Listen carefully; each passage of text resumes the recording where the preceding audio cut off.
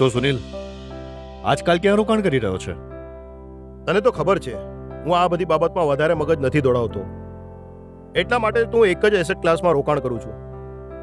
પણ મારું તો એ માનવું છે કે રોકાણ પોર્ટફોલિયો ડાયવર્સિફાઈડ હોવો જોઈએ. ડાયવર્સિફિકેશન એની વળી શું જરૂર છે?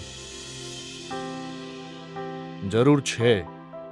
પોતાના પૈસાને અલગ અલગ એસેટ ક્લાસમાં રોકવા જોઈએ, જે તમારી ઉંમર, જોખમ ક્ષમતા, રોકાણની અવધિ અને જીવનના તબક્કાને ધ્યાનમાં રાખીને યોજના બનાવવી જોઈએ.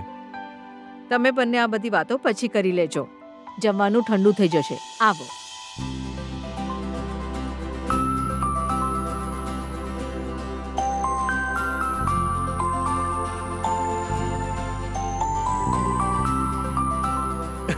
અરે ભાભી, શું કરી રહ્યા છો તમે? હું ફક્ત ભાત જ થોડો ખાઈશ. કેમ? જો ફક્ત એક જ એસેટ ક્લાસમાં રોકાણ કરી શકે છે તો ફક્ત ભાત પણ ખાઈ શકે છે ને?